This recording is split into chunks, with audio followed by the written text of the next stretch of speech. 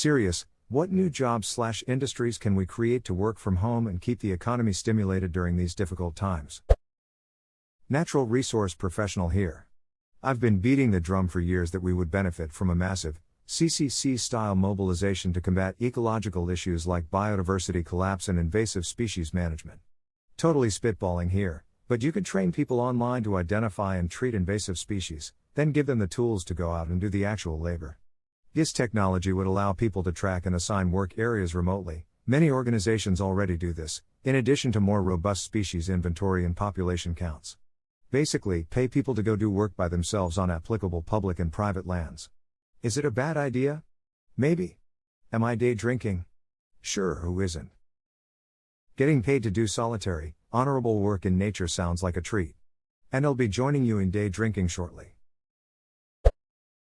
I think Therese opportunities for people to tutor people's kids remotely since the schools are shut. Kids can learn remotely but are missing that person who can help when they get stuck, I think. Someone correct me if I'm wrong. Therese an opportunity for someone that can make a company that finds knowledgeable people, vets them and makes them available for students when needed. Now not all parents will be able to afford this, but I think many would consider this worth it, especially if they themselves are working from home and it stops the kids distracting them for help. So this actually is my job. The only issue is we tend to work on set curriculums that follow and complement the material learned at school. For enrichment, kids will try and get them ahead.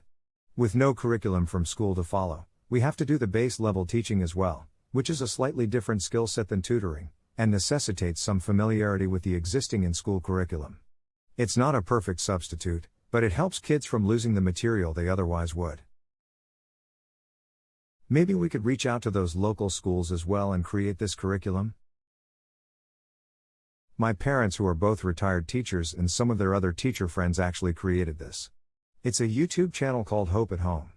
I was homeschooled starting in about 4th grade, and my siblings have all been homeschooled also. YouTube.com. How about home health telemonitoring as a first response for the frail and the elderly? A video checkup on a regular schedule. Miss the checkup, the police make a wellness check. If the caretaker, probably ICNA, hears something in the video checkup, the patient would be encouraged to seek further attention. A few simple tools could be present in the home to allow the patient or a caretaker to do simple measurements like blood pressure, blood sugar and heart rate. Diabetics who stop monitoring and/or don't log in their blood sugar on cue would also get a wellness check. In this way, people are less likely to slip through the cracks in an emergency. Urban technologies that would make growing and cultivating food easier even in small spaces in city. The Martian style. This has a lot of promise. Hydroponic gardening in old industrial buildings has been pioneered for a couple of decades now. The equipment doesn't have to be hugely expensive. We could definitely expand this industry a lot.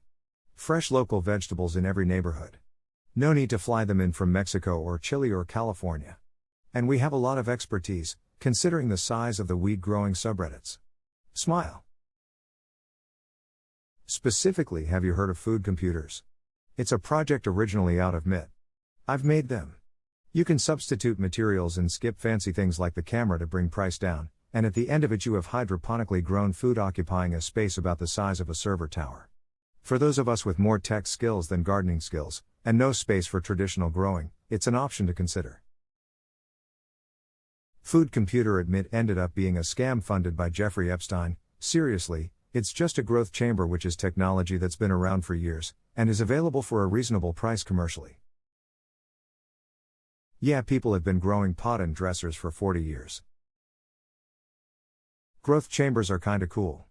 It's a little more sophisticated than growing pot in a dresser. Basically it combines temp humidity control, automatic irrigation, and fertilization, and light with a computer to control it. So you hook up the growth chamber to power and water, and feed in fertilizer, and then dial in exactly what temp, humidity, and how much fertilizer, water, and light to apply at what intervals. They're not very practical for growing mass quantities of food, but you can do experiments in them. The only thing mine didn't do in 2003 was computer control. I used a set of timers instead. But the rest, yeah. Even auto pH and TDS ppm testing and adjusting. Emergency planning consulting, as this is greatly lacking. Alright, this one is yours. Go ahead and make this happen and I'll try and send clients your way. Fortunately, my job is still pretty safe. I'm not an essential worker, but it's possible that I will be aiding them to some extent. Going to need a lot more therapists, counselors and mental health workers. I mean, honestly, nearly every corporate office job can be done remotely. There is software available. Hell, Microsoft offered basically a free trial of Microsoft Teams, Microsoft.com, for 6 months. As someone who's worked remotely in these types of jobs, if employers would just get over their rigid mindset about everyone being in a stupid room together and let people get their work done using collaboration and teleconferencing software, many people would be doing just fine in their jobs. I work in publishing. It took 20+ years to get a 100% remote job, and I have never been more productive. I hated working in an office. Yup, every time I go into the office I can't get shit done because I have to go to lunch with people and talk to everyone, and Susie has a birthday party, etc. I work less hours at home with a flexible schedule for family, and still get more work done than most of my colleagues.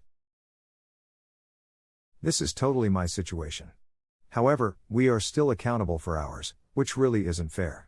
I do my work in 4 hours at home, but 7 hours in the office, and so I now owe my employer 3 hours if I'm honest. I don't think so, but they do, and weirdly, they advocate for working in the office. Yeah, I'm glad I've found places that get away from that stuff. I haven't had to do timesheets in years. It makes my life so much easier when I just basically sign up for as much work as I can handle or is available and get it done. I've been at jobs where the hours were more important than the work completed, and that's sadly still the norm. But at least WFH, you can often fudge the numbers a bit so that you put in your 8 hours even if you only did 5 hours of work, which is often more than you'd get done at the office with meetings and chats and all that. My pharmacy just hired 10 out-of-work limo drivers to deliver prescriptions. Please say they use the limos. Grocery drop-off is great, but I would expand it, dinner drop-off. Local restaurants should do packaged dinner options that you can pick up. I know some already do, but more would be great. Home stores need a Victory Garden drop. Soil, seeds, netting, straw. The essentials grocery box, bread, butter, milk, eggs. I am not used to shopping every 2 weeks, so having an essentials box I could get drive up would be nice. Neighborhood library cases. I would love to share books and puzzles with my neighbors, but don't really want to wait around for them. It would be great if there was a waterproof library nook we could put in the cul-de-sac island. Where zoning allows, raise chickens, not roosters, and sell fresh eggs to your neighbors, friends, and others that respond to ads. A neighbor started raising hens about 2 years ago and is doing a lively business distributing fresh eggs locally. They can be left on people's doorsteps in a designated egg container, similar to the milkman's box, no face-to-face exchange required. I like the idea a lot, but before starting this, you have to check local and state regulations as well as FDA requirements to produce and sell any food. Licenses and inspections may apply. Don't sell, give with tip, highly recommended. Maybe, but I know someone who donated hundreds of eggs to a church to be sold as a fundraiser, and still got threatened with a hefty fine.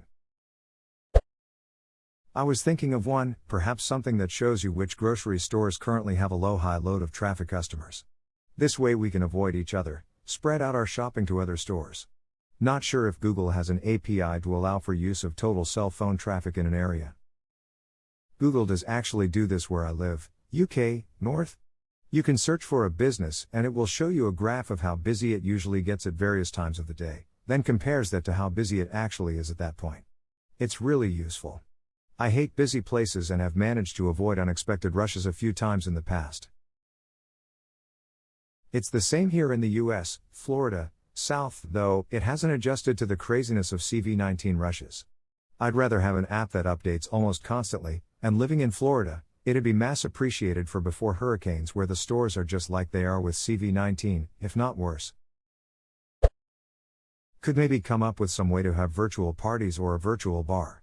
Figure out how make it seem like you're all together having a good time. Maybe some kind of Roku app that could split the screen up.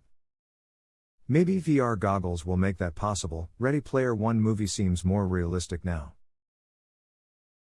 That would be pretty sweet to have an actual virtual bar to hang out at with friends.